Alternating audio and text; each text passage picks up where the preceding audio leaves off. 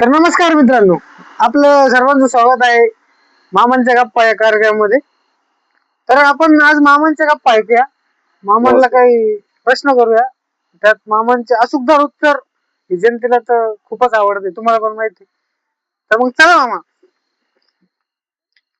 सर्वात पहिले तुम्हाला नमस्कार. नमस्कार. तर ते सध्या जी परिस्थिती आहे, युद्ध चालू आहे, हे आपल्या सर्व जनतेस माहिती, सर्वांना माहिती, सध्या युद्ध चालू आहे. तर त्या युद्धामुळे आपल्या कोणकोणते व्यवसाय असे मामा की त्यांच्यावर ते युद्धाचे साकडं पसरणार आहे, असं युद्धाचे परिणाम होणार आहे असं. त्याचा जर विचार केला तर सगळेच व्यवसाय आज धोक्यामध्ये. सर्वात महत्वाचं म्हटलं तर शेतकरीच आज धोक्यामध्ये. कारण का माहिती का, आता युद्धामुळे ही आयात निर्यात सर्व गोष्टीवर परिणाम झालेले आहे. त्याच्यामुळे शेतकऱ्यांना पिकवलेला माल हा बाहेर देशात जात नसल्यामुळं सर्व मालांचे भाव पडलेले आणि आज शेतकरी सुद्धा धुळगाईला आलेला आहे. त्याच्यामुळे असा व्यवसायच नाही तर तो आज तेजीमध्ये आहे बघ. त्याच्यामुळं फक्त आता सगळे मंदीवरच चालू आहे.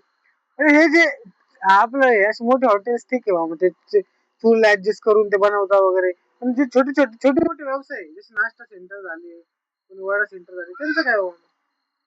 आता सध्याच्या घडीला सर्वात जास्त जवळजवळ 90% बंद झालेले आहे. जे उरले 10% त्यांनी चुली पेटवलेल्या आहे.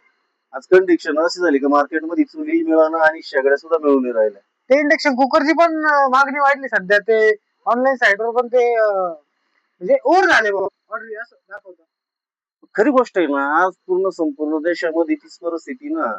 तर पुढेच आपल्याला गॅस उपलब्ध नसल्यामुळे लोकांना आज चुलीवर सगळी वेळ आलेली आहे आणि त्याच्यामुळे जे आपल्या चुली शेगड्या वगैरे असतील या गोष्टी आज अवेलेबलच नाही मार्केटमध्ये असं होतं. कारण ग्राहकांची गर्दीच एवढी झालेली आहे. युद्ध किती म्हणजे युद्धाची अशी परिस्थिती किती दिवस चालणार मामा?